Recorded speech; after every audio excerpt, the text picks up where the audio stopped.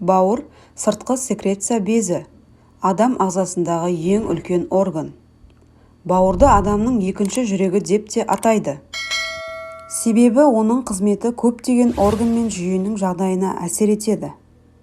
Бауырдың негізгі қызметі.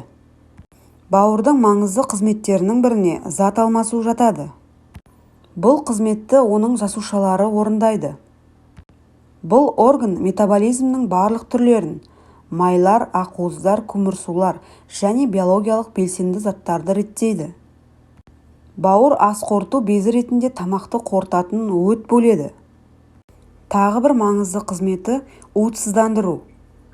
Бұл орган уытты заттарды, соның ішінде алкоголь, дәрі және басқа да заттарды бейтараптандырады.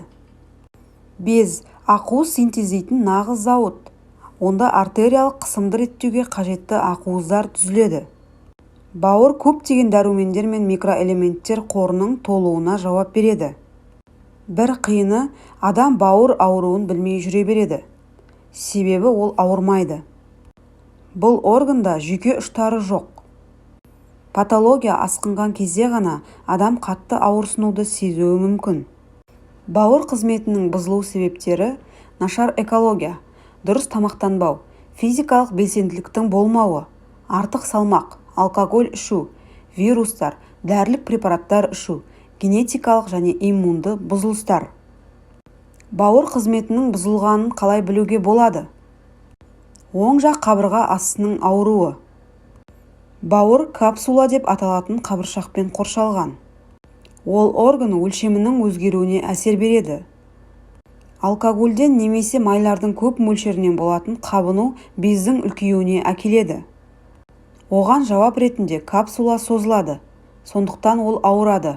Ауырлық немесе қандай да бір жағымсыздық сезінуіңіз мүмкін. Салмақ қосу. Бауыр көмірсулар мен майлардың алмасуына қатысады. Физикалық белсенділік жеткіліксіз болса және калориялы тамақтар көп жесеңіз, бауыр майлар мен көмірсуларды өңдеуге үлгермеуі мүмкін. Сондықтан артық қалғаны бауырда және тері асты майлы жасұнықта май түрінде жинала береді. Әсіресе іш және сан тұсына жиналады. Бұлар артық салмаққа әкеледі. Жүрек айну немесе құсу. Бауыр уыттарға күші жетпесе, олардың қандағы мөлшері артады. Эндогенді және экзогенді уыттардың артық мөлшері жүрек айну және құсу секілді жағымсыз белгілерге әкеледі. Шаршай беру. Жұмысқа қабілеттіліктің төмен болуы және шаршай беру бауыр ауруымен тығыз байланысты. Бұл бауыр патологиясының ерте білінетін белгісі. Бауыр жасушаларында түзілетін қабыну заттары миға жүйке белгілерін тасымалдауға әсер бере алады. Бұл жоғары шаршаңқылыққа және көңіл-күйдің нашарлауына әкеледі. Ауыздан жағымсыз иістің шығуы.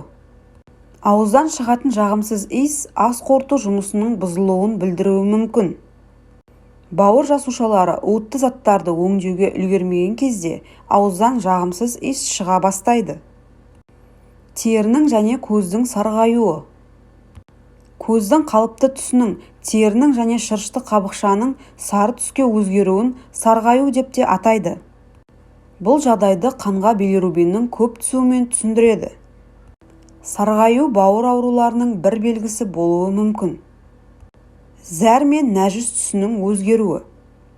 Сары пигмент билирубин тек қанда емес, зәрде де нәжісте де болады. Билирубин өттен аш ішекке бөлінеді және ішек бактериялары себебінен түсін қоңырға өзгертеді. Ал зәрде оған ашық сары түс беретін басқа өнім бар.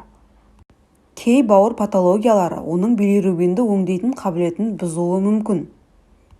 Сондықтан оның біраз мөлшері зәр арқылы шығарылады да түсі қоюланып кетеді. Басқа жағынан, өттің жеткіліксіз жеткізілуі нәжістің түссізденуіне әкеледі. Аяқтың ісінуі. Кейде бауыр ауруы өзі жайлы тек соңғы стадияларда, мысалы цирроз кезінде белгі береді.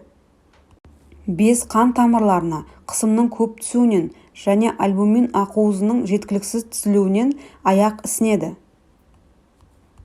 Терінің қышуы.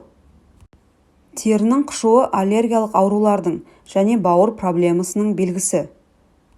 жиі терінің қышуы мен сарғаюы қатар жүреді.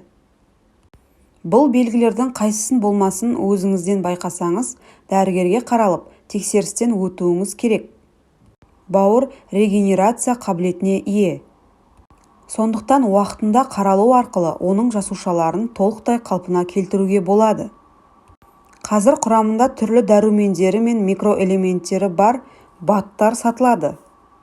Оларды өздігінше ішу бауырға жағымсыз әсер беруі мүмкін. Сондықтан да дәрігермен кеңесіп, уақытында қаралыңыз.